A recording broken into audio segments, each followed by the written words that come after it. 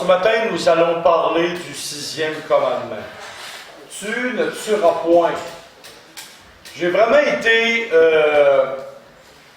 stupéfait de ces 4 petits mots-là, comment est-ce qu'on pouvait, toute la dimension qu'on pouvait parler, qu'on pouvait réfléchir, qu'on pouvait avoir des interrogations sur ces 4 petits mots-là. Nous allons parler de 6 sujets, mais dont 3 ce matin et 3 de la semaine prochaine. Donc, pour ce commandement-là, nous aurons 2 prédications. Ce matin, j'aimerais ça parler avec vous de sujets très délicats. Des sujets délicats. Nous allons parler d'éthique chrétienne. Comment? De l'éthique chrétienne. Qu'est-ce que c'est une éthique? Comme pasteur, je suis soumis à une éthique. Qu'est-ce que l'éthique pour un pasteur? Si quelqu'un me parle, et que je révèle, Patrick me dit blanc, et que je dis à Gilbert, Patrick il me dit blanc. Alors, je viens de briser l'éthique chrétienne, c'est que le secret, quelqu'un me confie quelque chose, je ne peux pas parler de ce que lui me confie à une autre personne. OK? C'est ça, mais c'est une éthique. Donc, mais qu'est-ce que c'est l'éthique? Nous allons avoir un court paragraphe ici que j'aimerais vous lire. Ensemble de principes de bonne conduite et de valeurs morales découlant non de notre échelle de valeurs personnelles, mais plutôt appuyés sur la révélation, les pensées et les valeurs de Dieu dans la Bible. Nous, comme êtres humains, nous avons une échelle de valeurs, de principes moraux. Mais l'éthique chrétienne, sur les sujets comme ça ne doit pas être basé sur nos fondements, notre valeur, mais plutôt sur ce que Dieu a dit dans sa parole.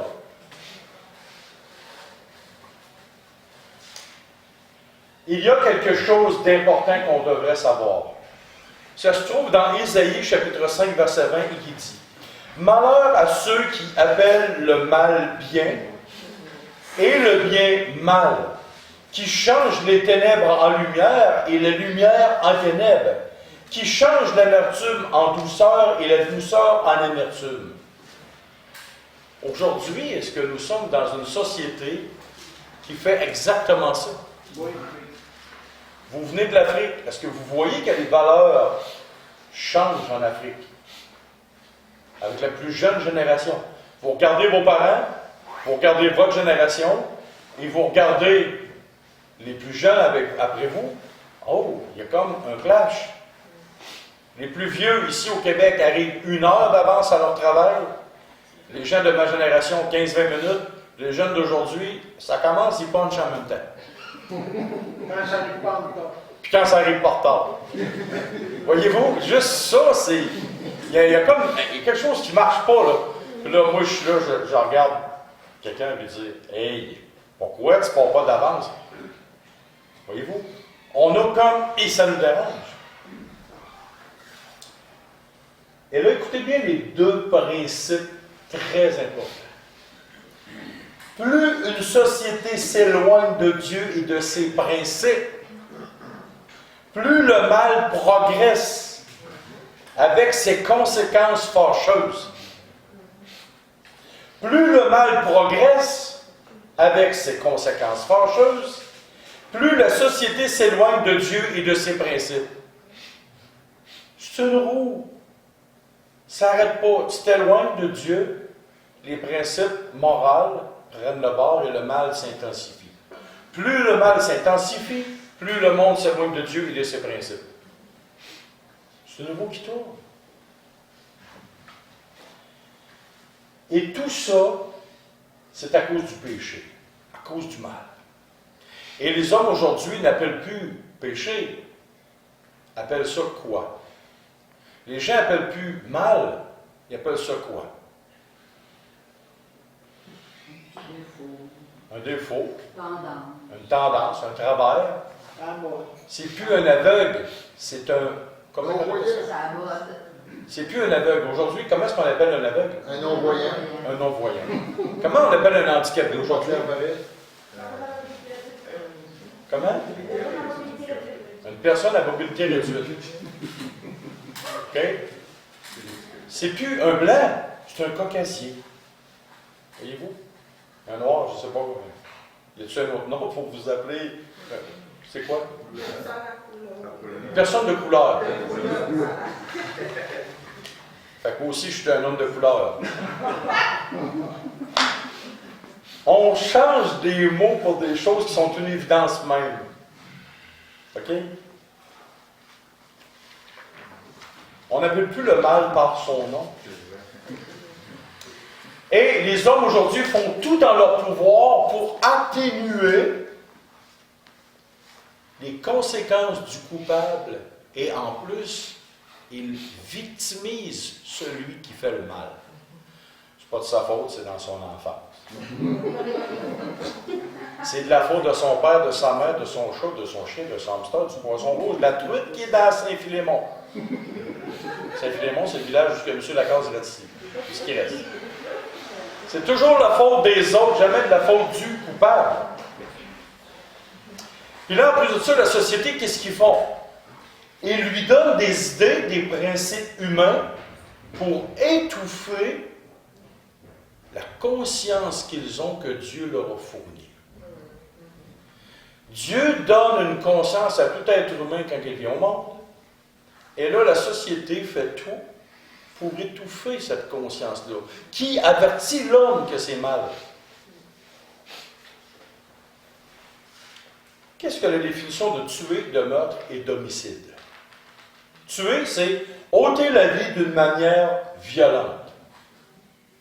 Ça, c'est la définition du dictionnaire, ça ne vient pas de moi. Le meurtre, un homicide volontaire. Un homicide, le fait de tuer un être humain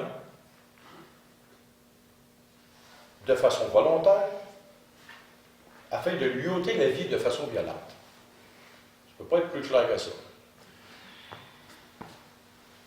Et pourquoi la raison que tuer un être humain est si grave que ça, aux yeux de Dieu?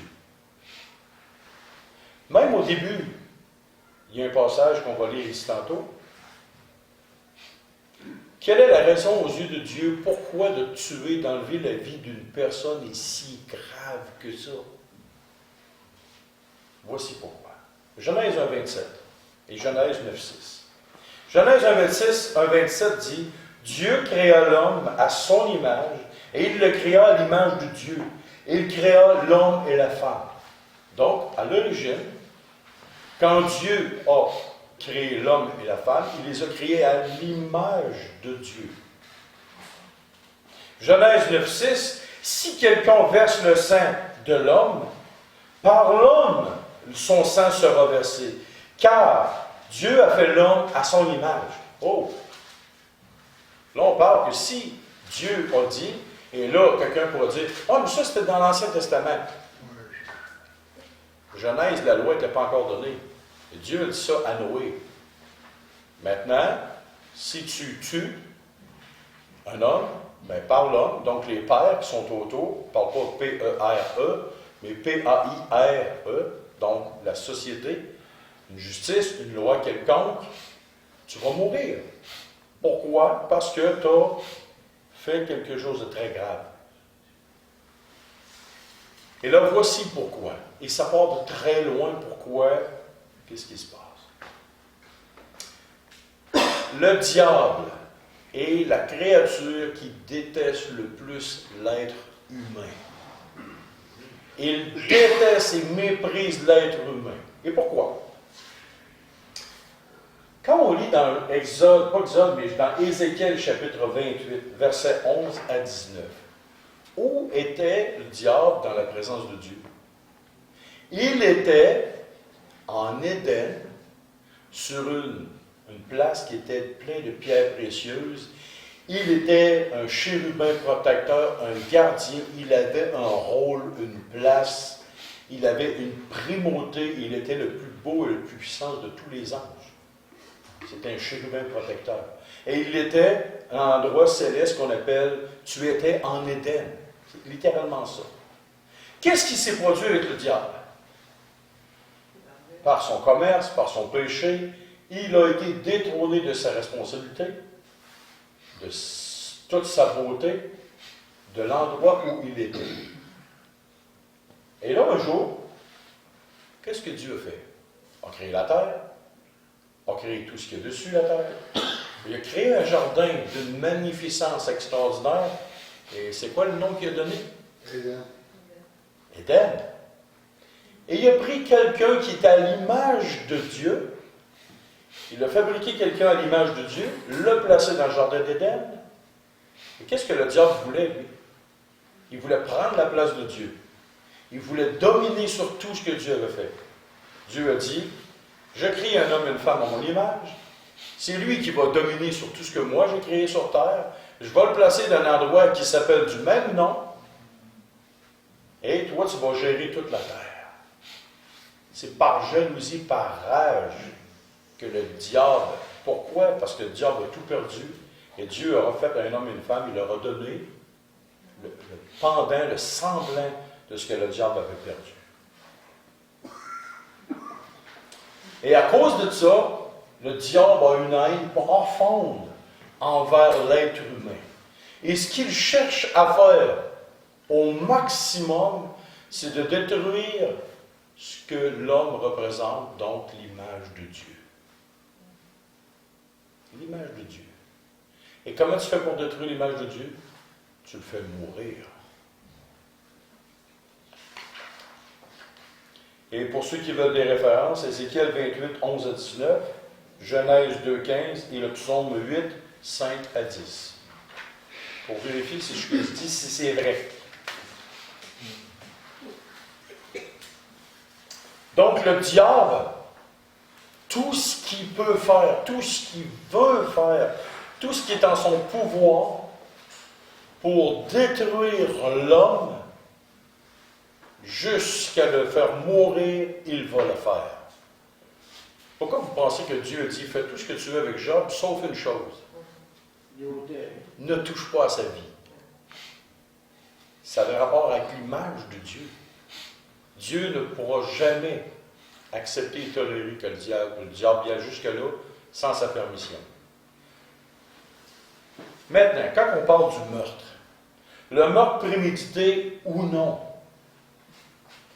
qu'est-ce que ça veut dire, un meurtre prémédité? Ça veut dire que moi, je décide, par une volonté propre, de dire, je prends quelqu'un de l'Assemblée, je prépare un plan, puis quand je vais aller tuer Brice. Je fais un plan, là, pendant une semaine ou deux, là, je me prépare, le couteau est là. Le fusil, le couteau ou la corde, ou peut-être le tuyau pour mettre dans mon auto, puis je vais le lancer, puis après ça, je vais l'enterrer, je vais le tuer.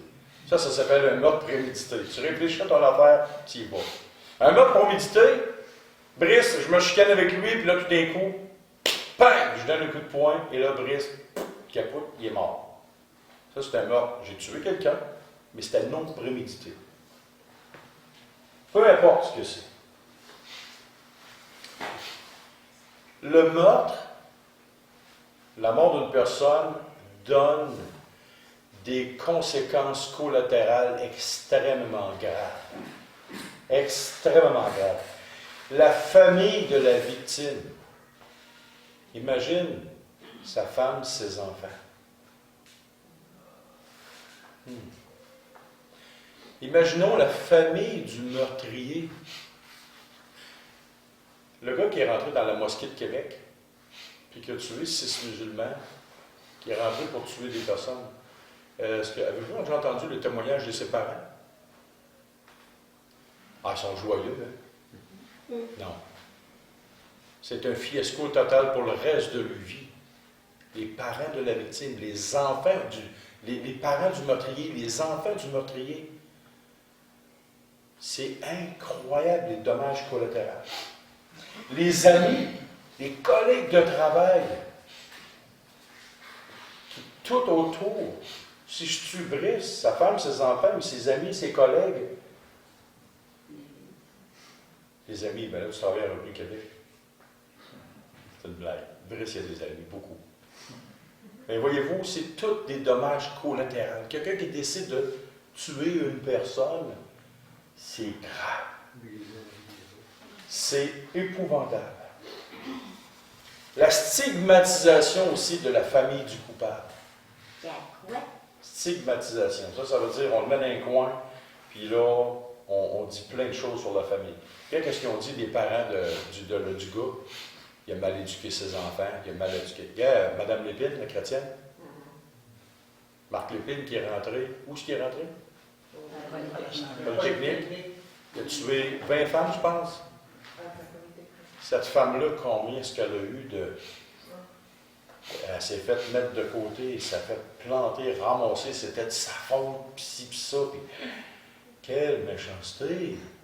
Quelle méchanceté! Voici dans Proverbe 6, 16 à 19. Il y a 6 choses que hait l'Éternel, et même 7 qu'il a en horreur. Les yeux hautains, la langue menteuse, les mains qui répandent le sang innocent, le cœur qui médite des projets iniques, les pieds qui se hâtent de courir au mal, le faux témoin qui dit des mensonges, celui qui excite des querelles entre frères. Une des choses,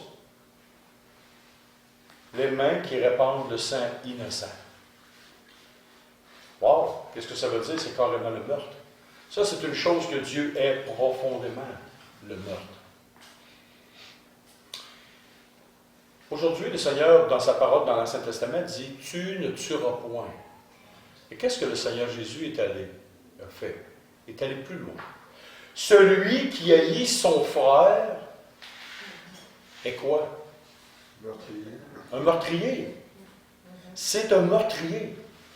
Tu ne peux pas dire que tu es chrétien si tu haïs ton frère ou ta soeur dans le Seigneur.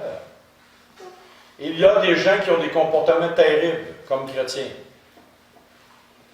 On aimerait ça avoir une tapette à mouche, puis si des fois ça ne marche pas, tu reprends le bout du plastique et tu y vas avec le bout de métal. Ça ferait du bien, des fois.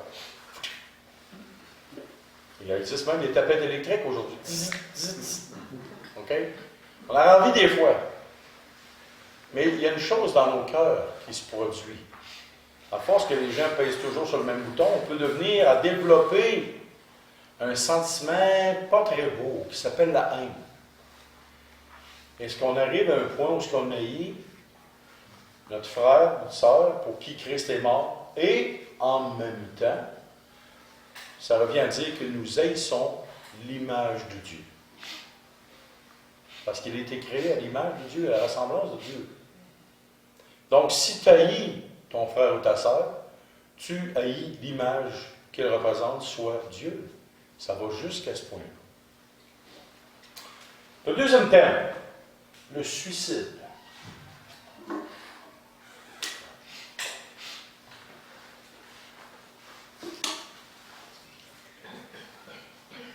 Le suicide, c'est une chose qui est terrible. Ça a des conséquences incroyables aussi chez ceux qui vivent dans une situation particulière comme ça. Dans ma vie, comme chrétien, comme pasteur, comme personne humaine, j'ai vu plusieurs fois dans ma vie le désarroi, la tristesse, la colère, l'incompréhension de personnes qui ont vécu le suicide d'un de leurs proches. Et c'est pas beau à voir. C'est vraiment pas beau à voir.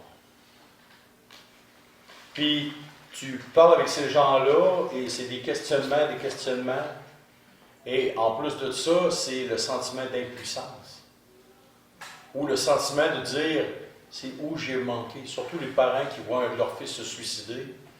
Où j'ai manqué, qu'est-ce que j'ai fait? Et des fois, tu as le père ou la mère qui se suicide, puis ça trotte dans la tête des enfants, puis à un moment donné, il y en a un qui fait la même chose. Ça, c'est complètement fou, ça n'a même pas de bon sens, tu sais. Et j'aimerais ça vous parler, si dans l'Assemblée, même si vous êtes chrétien, ou même pour la caméra, ceux qui ne sont pas chrétiens, qui vont écouter le message, j'aimerais vraiment vous parler avec mon cœur. avant de passer à l'acte. Et là, vous écoutez un homme qui passait proche de passer à l'acte. Quand je me suis converti, le soir que je me suis converti, je partais pour me tirer un coup de gun dans la bouche. Fait que je ne parle pas à travers mon chapeau. Je sais exactement ce que les gens qui veulent passer à l'acte pensent, vivent. Mais avant de passer à l'acte, j'ai des choses à vous dire.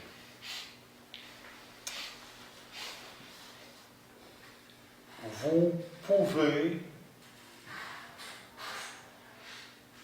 avoir quelque chose d'extraordinaire. Parce que là, présentement, si vous êtes aux prises avec ça, vous vivez dans une situation que vous pensez qu'il n'y a pas de solution. Ça brasse chez vous, dans votre famille, ça brasse à votre travail, ça brasse partout. Et là, vous êtes comme dans une espèce de bocal, puis là, on vous brasse à gauche, à droite, vous ne voyez pas d'issue, ça va mal, ça va mal, ça va mal, puis c'est comme s'il n'y avait pas de lumière au bout du tunnel. Mais il y a une solution. Il y a une solution. La première des choses que j'aimerais vous dire, c'est que vous êtes en train de vous faire mentir en pleine face. Et il y en a un qui vous ment.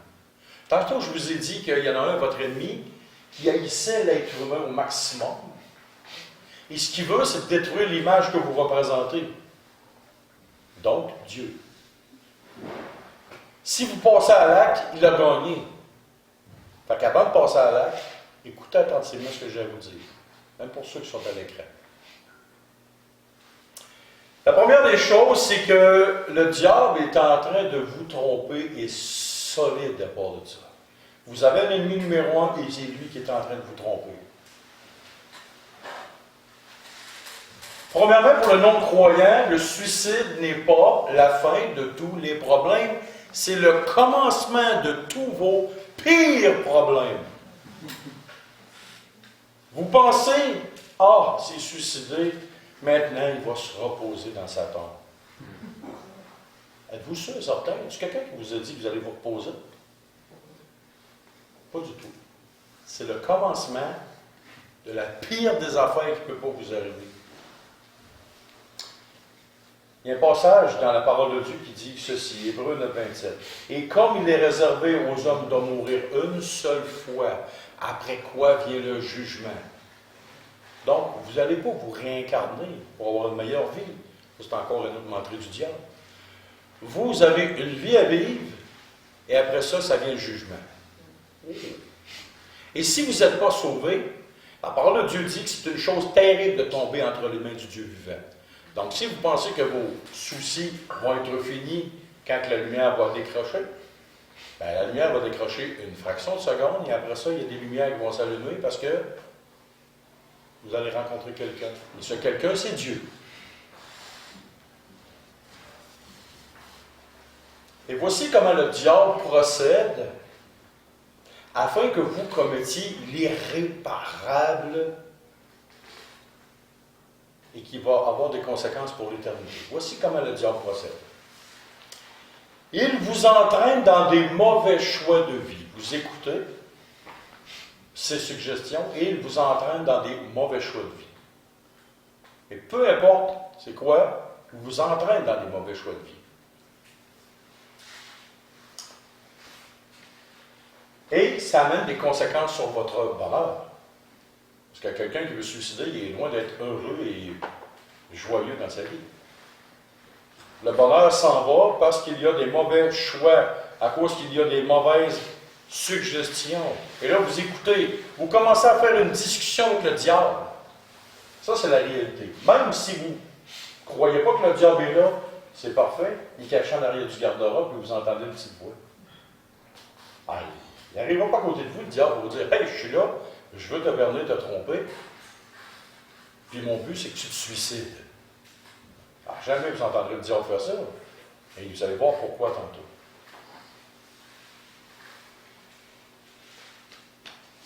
Plus votre bonheur va disparaître, plus vous allez vous tourner vers des solutions humaines.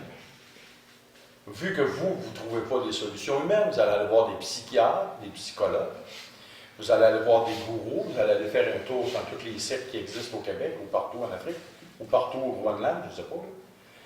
Mais vous allez vous tourner vers des solutions humaines. Puis là, au final, vous ne serez pas encore plus heureux. Puis là, les petites voix vont revenir. Alors, pour un temps, peut-être ça va se calmer, mais à un moment donné, ça va revenir. Ça va revenir, ça va revenir. Et là, vous allez encore plus vous enfoncer dans vos troubles, dans vos super solutions qui ne sont pas des solutions, mais vous allez de plus en plus vous enfoncer dans le trouble.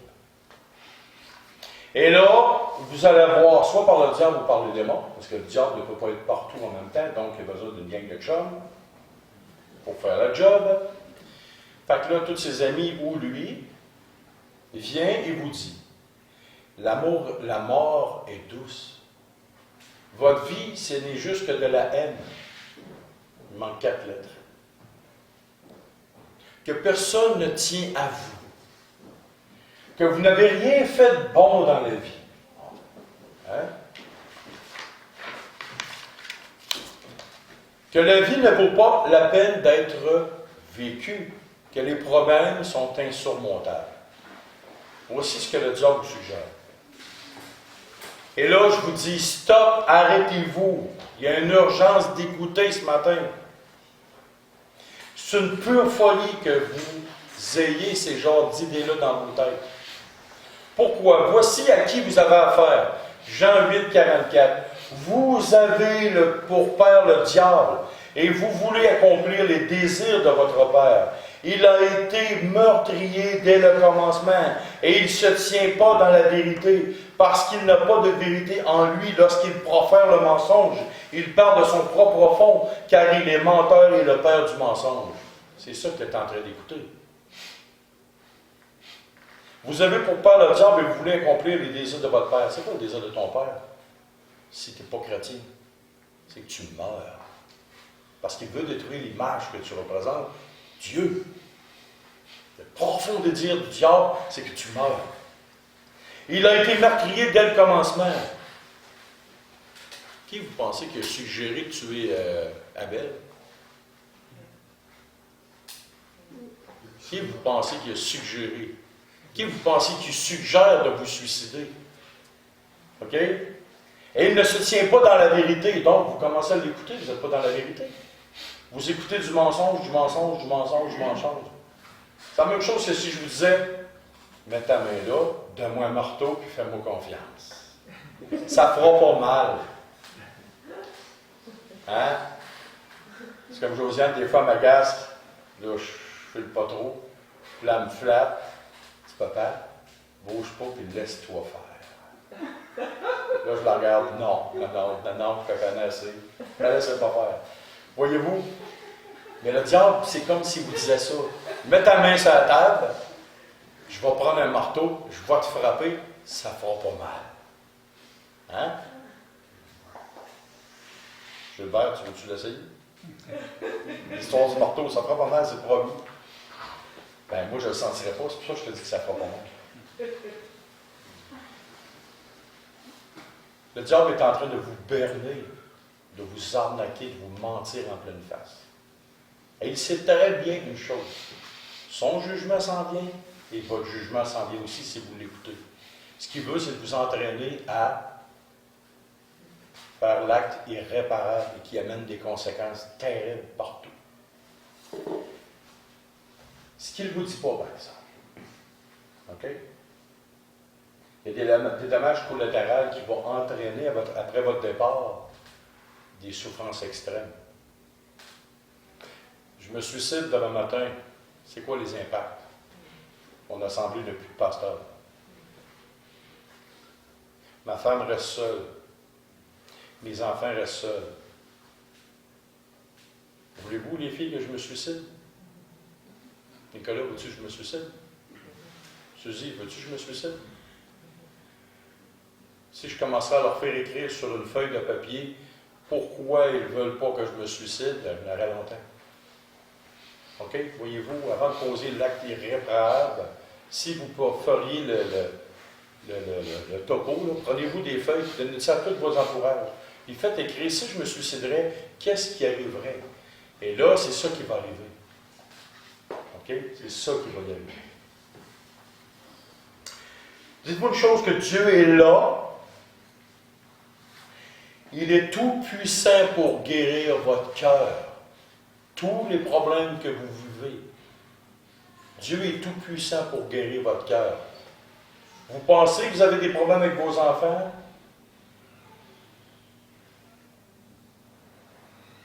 Il n'y a pas de problème. C'est une étape temporaire. Et si vous vous fiez à la souveraineté de Dieu, vos enfants vont vivre quelque chose d'extraordinaire. Lâchez prise. Il peut vous sortir de n'importe quelle des pires situations de toute votre vie. Je pourrais vous en compter en long et en large de toutes les situations qui m'ont sorti.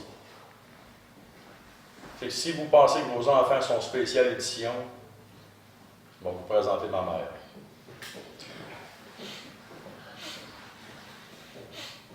Vous allez voir quand je te fais un cadeau. Et aujourd'hui, je suis rendu pasteur. Je suis rendu marié. J'ai 2 extraordinaires de belles filles. J'ai une belle vie. Voyez-vous? J'ai gagné un fils. Je n'ai pas perdu une fille, j'ai gagné un fils. Alors, je ne t'ai pas oublié, Nicole. Voyez-vous? Si vous pensez que vous avez des enfants, je vais vous présenter ma mère. Vos enfants sont des chars. Et n'oubliez pas que vous avez une valeur inestimable aux yeux de Dieu. Et voulez-vous que je vous donne la preuve? C'est que si vous n'auriez pas une valeur inestimable aux yeux de Dieu, le diable ne vous haïrait pas autant. Le diable ne vous haïrait pas autant. Puis il ne chercherait pas à vous faire mourir si vous n'auriez pas de valeur. C'est comme quelqu'un qui me dit, Jésus-Christ n'existe pas. OK? Est-ce que tu aimes Jésus-Christ? Non, je le haïs. Pourquoi tu haïs quelque chose qui n'existe pas?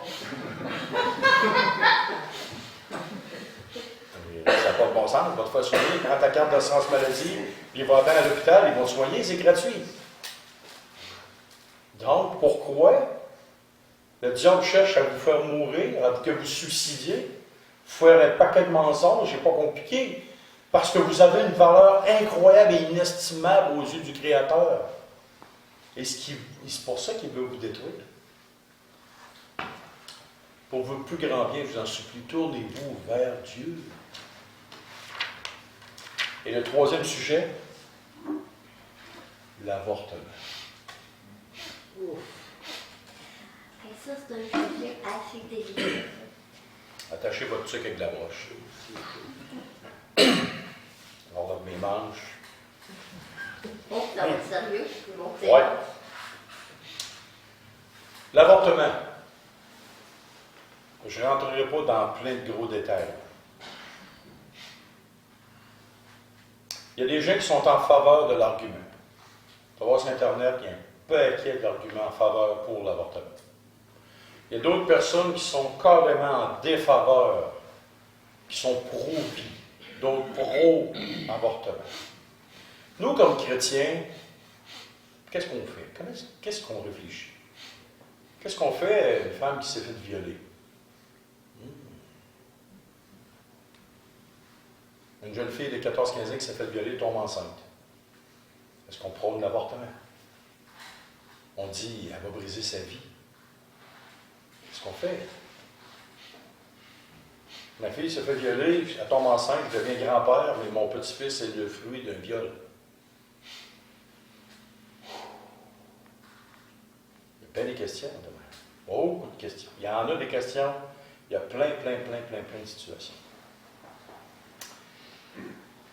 Pour ma part, je suis contre et totalement contre l'avortement. Je vous expose ma réflexion et ensuite, vous prendrez une décision.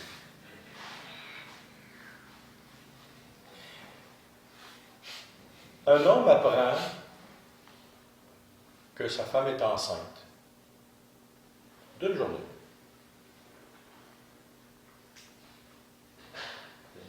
Qu'est-ce que l'homme dit dans sa tête? Un homme qui aime vraiment sa femme, là, puis que ça va bien avec sa femme, tout ça. Un homme apprend que sa femme est enceinte d'une journée. Tu peux-tu me dire, qu'est-ce que tu penses, toi? C'est quoi ta première réaction? Ta femme est enceinte d'une journée. Mettons que tu n'as pas eu d'enfant. Et là, ta femme est enceinte d'une journée. Qu'est-ce que tu dis? C'est une joie. Une joie? C'est bienvenu? T'es-tu un papa, toi, présentement? Oui. OK, mais quand une journée, ta femme est enceinte d'une journée, est-ce que tu es papa? Moi, je ne sais pas répondre la... OK. Est-ce que, même si ta femme est enceinte d'une journée, est-ce que dans ton esprit, dans ta conscience, tu prends la conscience que tu es un papa? Même si ta femme a une journée enceinte. Que tu vas avoir un enfant. Oui. OK. 30 minutes après, je rentre chez vous et je donne un coup de poing dans le ventre de ta femme. Ça fait pourtant une journée qu'elle est enceinte. Comment vas-tu me recevoir? Et il y a deux choses pourquoi tu vas vouloir m'arracher la tête. La première, parce que j'ai frappé ta femme. Et la deuxième, parce que j'ai probablement ta tête fait mourir. Pourtant, c'est une forme, c'est une chose informe. C'est pas un enfant. Son cœur n'a pas commencé à battre. Il n'y a pas de conscience. Mais pourquoi dans l'être humain, le cœur d'un père, pourquoi? Qu'est-ce qui met cette chose-là dans le cœur d'un papa? C'est Dieu.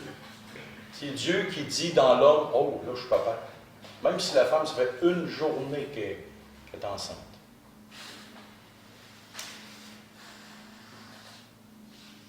Pourtant, ce n'était pas la forme finale. Ça n'a pas encore de valeur aux yeux des gens. Il n'a pas été exposé comme un petit bébé qui vient au monde. Mais pourtant, dans ton fort intérieur, c'est que ta femme est enceinte. Tu vas devenir papa. Puis tu vas tout faire. Hey, bouge pas, là, tu deviens plus doux, hein, tu sais, quand ta femme est enceinte. Tu commences à devenir plus doux, plus soyeux. Puis là, tu deviens mou un peu plus. Puis là, tu commences à plus l'écouter. Hein? C'est comme ça. C'est bizarre, hein, ce que juste cette chose-là fait. Donc, voyez-vous, dans le fort même intérieur, peu importe le raisonnement qu'on peut avoir, dans le fort même intérieur d'un homme, après une journée, l'homme prend conscience qu'il est un papa.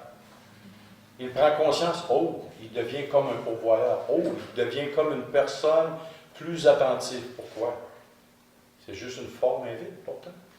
C'est juste un embryon. C'est juste une matière. Non. On va continuer. Patrick, t'es manuel. T'es un gars manuel, comme moi. Gilbert aussi. Imaginons que moi, je suis le plus grand des ébénistes du monde entier. OK? Je suis un ébéniste hors pair, le meilleur. Et là, je décide de m'acheter des belles planches de pain, mais d'une qualité extraordinaire. Brut. C'est brut. C'est vraiment brut. Tu sais, là, je commence à faire mon travail, je les passe dans le planeur, j'en plane 3-4 planches, mais le reste, c'est des planches brutes, tout ça. Et là, vous décidez de rentrer dans mon atelier et de mettre le feu après les planches. Quelle va être ma réaction? Hey, le comique! Qu'est-ce que tu fais là? Tu as mis le feu après mes planches.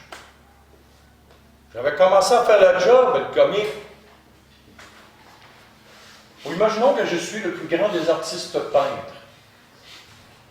J'installe ma toile, je tire la toile, je mets ça, je commence à mettre les couleurs de fond, et puis là, vous rentrez dans mon atelier de peinture, puis vous mettez le feu après ma toile.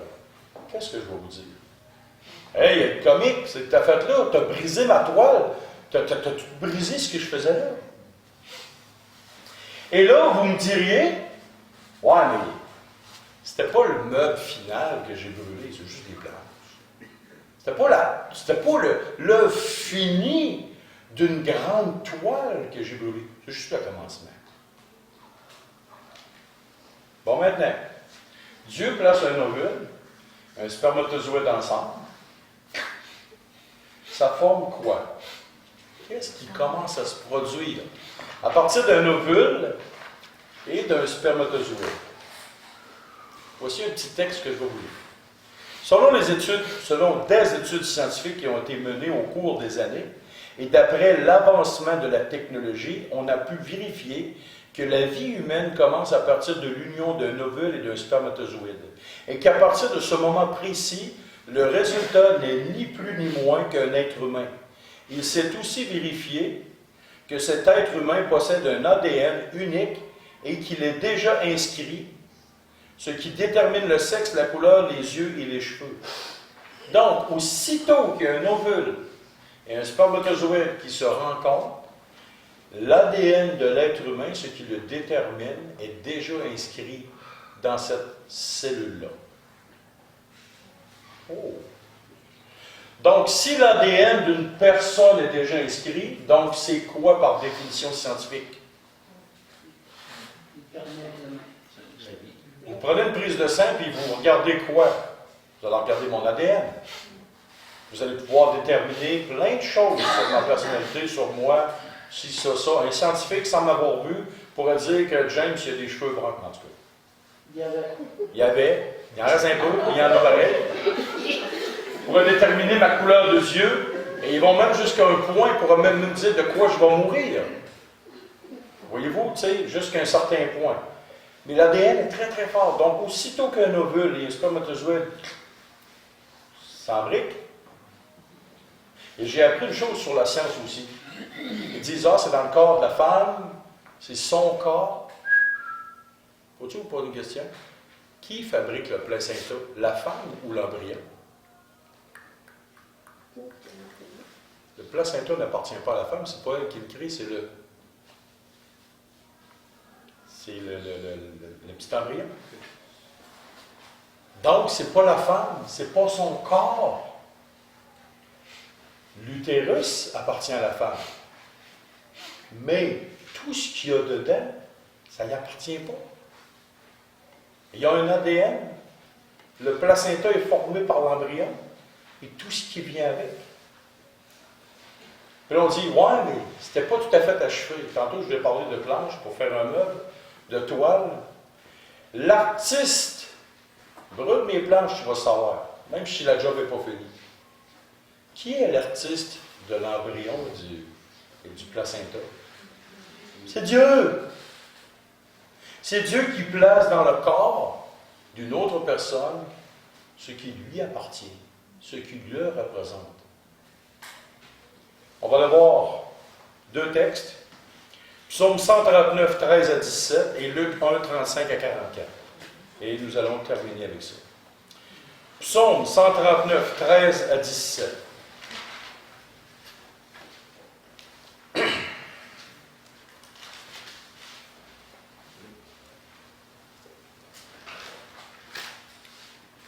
C'est toi qui as formé mes reins, qui m'as tissé dans le sein de ma mère. Je te loue de ce que je suis une créature si merveilleuse. Tes œuvres sont admirables. Mon âme le reconnaît bien. Mon corps n'était point caché devant toi, lorsque j'ai été fait dans un lieu secret, tissé dans les profondeurs de la terre. Quand je n'étais qu'une masse informe, tes yeux me voyaient, et sur ton livre étaient tous inscrits les jours qui m'étaient destinés, et avant qu'aucun d'eux n'existe. Que tes pensées, ô Dieu, me semblent impénétrables, que le nombre en est grand. Voici ce que la parole de Dieu dit. Même quand tu étais une masse informe, tu avais du prix inestimable aux yeux de Dieu. Donc, pendant la création, la conception de l'enfant, que tu sortes à 1 mois, 2 mois, 3 mois, 4 mois, 5 mois, 6 mois, 8 mois, tu es une femme, était une forme, était une masse informe. Si vous regardez tout le cycle dans des photos sur Internet, c'est des masses informes. Ça commence à prendre forme de plus en plus, mais tu es tissé. Ce qui est là, ça appartient à d'autres personnes que Dieu lui-même. Et on va tourner en dernier dans Luc, chapitre 1, versets 35 à 44. Luc, chapitre 1, versets 35 à 44.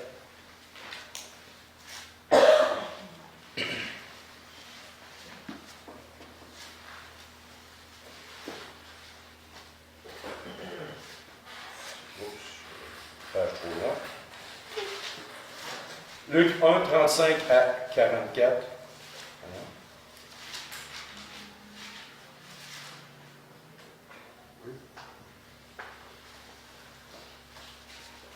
L'ange lui dit, à propos de Marie, l'ange lui dit, le Saint-Esprit viendra sur toi et la puissance du Très-Haut te couvrira de son ombre. C'est pourquoi le Saint-Enfant qui naîtra de toi sera appelé Fils de Dieu. Voici Élisabeth, ta parente, a conçu, elle aussi, un fils en sa vieillesse, et celle qui était appelée stérile est dans son 6e mois. Donc, le Saint-Esprit appelle quoi les deux enfants?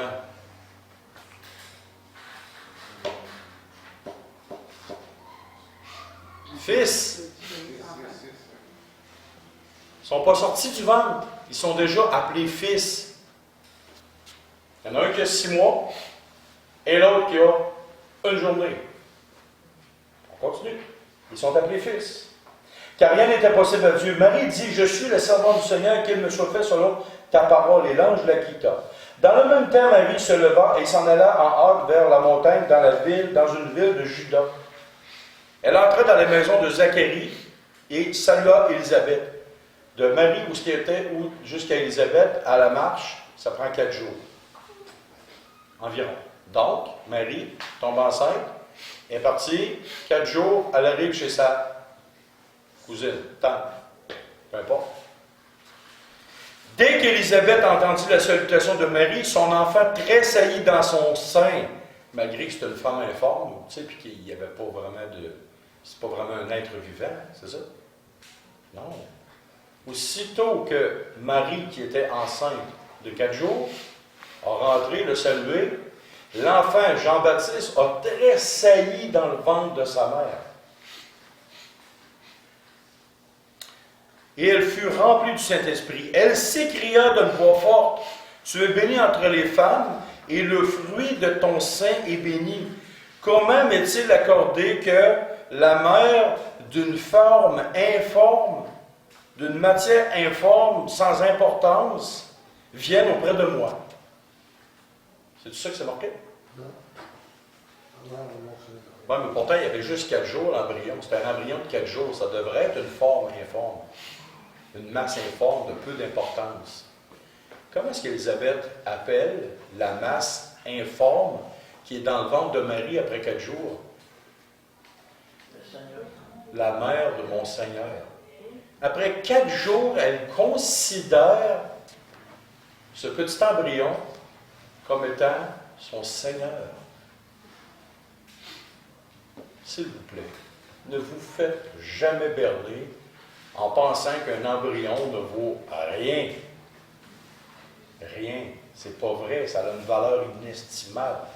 La femme n'est pas propriétaire de ce qui ne lui appartient pas. Vous pouvez voir votre nom. Comment ils avaient su que Marie était enceinte? Comment elle savait? Oui. Saint-Esprit. Saint-Esprit a dit, l'enfant Jean-Baptiste a tressailli, elle a eu la révélation du Saint-Esprit comme de quoi que Marie est enceinte. C'est comme ça que ça fonctionne par révélation. Et là, il dit, « Comment m'est-il accordé que la mère de mon Seigneur vienne auprès de moi? Car voici, aussitôt que la voix de ta salutation a frappé mon oreille, l'enfant tressaillit d'allégresse dans mon sein. Heureuse celle à qui a cru, parce que les choses qui lui ont été dites de la part du Seigneur auront leur accomplissement. » Comment est-ce qu'une forme, une masse informe de 6 mois peut tressaillir d'allégresse s'il n'y a rien de... pas de conscience, si ce n'est pas une nuit? Voyez-vous, peu importe les étapes de la grossesse, du premier jour jusqu'à la dernière minute, autrement dit, du premier jour de la conception dans l'utérus, jusqu'à la mort quand tu sors et que tu deviens vieux, peu importe le nombre de temps, ça reste un être humain. Et c'est pour ça que c'est pour ça que le diable veut absolument faire dire aux gens, go, l'avortement. Et savez-vous une chose, que l'avortement n'est pas une chose qui est nouvelle. Avant, dans l'Antiquité, beaucoup d'enfants mouraient. C'est pour ça que Dieu disait au peuple d'Israël, tu ne feras pas passer ton fils ou ta fille par le feu. Pourquoi? Parce qu'il y avait des sacrifices humains de petits-enfants qui étaient jetés par le feu à coups de milliers et de milliers. Et c'est pour ça que Dieu a dit à peuple d'Israël, va, pars et élimine du tranchant de l'épée tous les hommes et les femmes. Et que c'était fini. Ils ne voulaient plus avoir ce genre de choses-là. Voyez-vous, parce que les hommes ont poussé le péché toujours à l'extrême. Et ça, c'était une forme d'avortement. On élimine les enfants. Même les Grecs, avec les Spartiates, ceux qui ont vu le film 300, qu'est-ce qu'ils faisaient? Ils analysaient l'enfant, s'il y avait un défaut, ils le tiraient et ils le tuaient. Ils tiraient en bas d'une falaise puis ils tuaient l'enfant. Les peuples complets, les Mayas, les Aztèques, faisaient ces choses-là aussi. C'est pour rien, il n'y a rien de nouveau sur le soleil, c'est juste la forme qui change. Et si vous voulez vraiment voir c'est quoi un avortement, allez lire la description des 4 formes d'avortement. Peu importe, l'embryon est assez évolué, ça va bien, c'est rendu presque un... Ils prennent une espèce de broche, c'est un aspirateur, broche pointue, puis là, ils défoncent le petit enfant, puis en même temps, ben, ils l'aspirent. Ou une autre façon qu'ils font, ils injectent une eau saline dans le corps de la femme et ils brûlent le fœtus, ils brûlent le petit être humain qui est là. Que ton enfant soit dehors ou qu'il soit ici, ça reste un enfant. Êtes-vous d'accord? Qu'il soit là ou qu'il soit là, c'est quoi la différence? Il n'y a pas de différence. C'est la mort. Et qu'est-ce qu'on fait? Qu'est-ce que le diable fait? Il insuffle des idées de folie dans la tête des gens en leur faisant croire plein de choses, en leur disant des mensonges absolus. Et le diable se rit, et il rit tellement de tous les milliards d'enfants qui se sont fait exécuter comme ça par une folie humaine. Et en terminant, ceux qui me disent, ouais, mais une jeune fille qui se fait violer, qu'est-ce qu'on fait avec ça? Terrible. Terrible. C'est une chose qui est terrible qu'on ne voudrait jamais vivre. Mais quand on est là, c'est arrivé dans l'histoire de l'humanité. Tu as 2 choix. Le premier, c'est que tu t'emboîtes le pas et tu vas te faire avorter. Le deuxième, transformer, tu prends la parole de Dieu qui te dit, ne rendez pas le mal pour le mal. Donc, tu t'es fait violer, donc tu vas aller te faire avorter. Donc, tu rends le mal pour le mal. Mais pourquoi tu n'uses pas de grâce? Et là, je peux vous dire une chose. Quand je parle de même, je fais bien attention parce que je ne suis pas une jeune fille. Je ne suis pas une femme non plus. Mais je peux vous dire, j'ai entendu des témoignages de jeunes filles, de jeunes femmes qui, après un viol, ont décidé de garder l'enfant. Et cet enfant-là a été une chose extraordinaire. Et je vous parle de plusieurs milliers, des dizaines de milliers de jeunes filles qui ont accepté ça. Et ils ont décidé de mettre l'enfant au monde et d'en faire quelqu'un d'extraordinaire et de faire quelque chose d'extraordinaire dans la vie de cette personne-là. Voyez-vous? C'est qu'on peut dire, OK, on prend la solution, on élimine. Mais on peut aussi dire, OK, je vais mettre l'emphase pour honorer Dieu.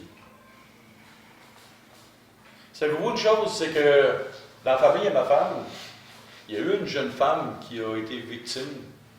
L'enfant est venu, l'enfant n'était pas désiré, c'était un accident. Et elle a décidé de le mettre au monde. Elle a décidé de prendre ce petit enfant-là. Bon, elle l'a envoyé dans une famille d'accueil. Un jour, ce petit bébé-là est venu grand. Il est venu une femme de qualité, une femme d'exception, un beau métier, des beaux enfants. Et un jour, elle a fait la recherche de sa mère biologique. Savez-vous ce qu'elle lui a dit? C'est la tante à ma femme. Elle dit, merci parce que tu m'as laissé la vie. Et aujourd'hui, j'ai une belle vie parce que tu as pris la décision de me laisser la vie. Wow! Et aujourd'hui, cette femme-là, qui a pris la bonne décision, aujourd'hui, c'est une heureuse grand-maman de 2 ou 3 enfants, je me souviens bien. Puis elle est heureuse, paye bien. Mais elle a pris la décision de donner cet enfant-là d'une famille d'accueil. Pourtant, elle avait 16 ans, la jeune fille. C'est ça, 16 ans? Bon. Voyez-vous, tu peux avoir le mal, puis appliquer le mal. Ou tu peux prendre le mal, puis transformer ça en bien, puis que ça va tourner à ton avantage. Donc, je ne pourrais jamais me mettre dans la place d'une jeune femme, d'une fille qui est arrivé quelque chose de dramatique. Naturellement que je serais l'homme le plus enragé, le plus fâché du monde s'il arrivait quelque chose dans ma mini-fille. Puis je serais compatissant, mais je serais carrément bouleversé en envers, puis ça... Ouf! Il faudrait qu'il m'attache une couple de semaines dans la cave pour me laisser décompresser. Voyez-vous? Ça serait de rage en dedans de moi. Si on veut être honnête, mais il faudrait que je me parle. Puis, humainement parlant, c'est tout à fait des sentiments qui sont normaux. Il faudrait surtout que Dieu mette sa main sur Oui, il faudrait que Dieu mette sa main sur moi et tout ça. Mais imaginez-vous aussi, tu es grand-papa du fruit de ça. Fait que, avant de poser un geste, je pense qu'il faut vraiment avoir un cœur attaché à Dieu et de dire qu'est-ce que Dieu peut faire d'extraordinaire malgré une situation extrêmement complexe et qui dépasse l'entendement de la logique humaine. Alors, ces trois sujets-là, le meurtre, le suicide et l'avortement, c'est des sujets qui sont extrêmement délicats. Et la semaine prochaine, on va parler de quoi? De l'aide médicale à mourir. La guerre. L'aide médicale à mourir, la semaine prochaine. Ah, on va Les l'avoir. soldats dans l'armée. Hein? On va l'avoir la semaine prochaine? Oui. Ah, non. Non. Les soldats dans l'armée, quand c'est marqué tu ne tueras point, puis eux autres tuent, qu'est-ce qu'on fait avec ça?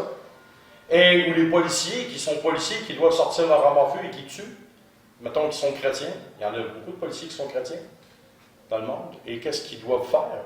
Quoi qu'ils ont le commandement de Dieu. Et aussi, qu'est-ce qu'on doit faire avec la peine de mort? Est-ce que c'est biblique ou pas? Est-ce qu'on devrait l'appliquer en tant que société ou pas? Oh, hein? Très intéressant. Fait que la semaine prochaine, on va parler de ces trois sujets-là. Et ça porte à réfléchir, c'est pareil. Oui. OK, on va prier. Seigneur Dieu et Père,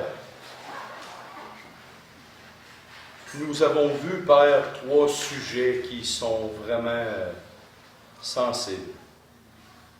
Il serait complètement faux et fou d'affirmer que nous avons la solution à toute chose, pour toute situation. Et Père, dans le futur, nous voulons te demander que si nous sommes confrontés à ce genre de choses-là, te demander de l'aide, se tourner vers toi. Ton Esprit Saint nous éclaire. Parce que combien, ô Père, les ténèbres peuvent nous entourer et nous faire des choses qui peuvent carrément dépasser notre entendement. Donne-nous aussi, Père, d'être très sensibles aux gens qui vivent ces situations-là, d'avoir un cœur rempli d'amour, de compassion, de gentillesse, d'amabilité, de douceur. Donne-nous de ne pas être trop drastiques dans nos jugements, dans nos façons de penser. Mais donne-nous d'avoir un cœur souple pour accompagner plutôt que de démolir, Seigneur. Même pour ceux qui causent le meurtre, donne-nous d'avoir un témoignage exemplaire, Seigneur. Et c'est au nom de ton Fils Jésus qu'on prie. Amen.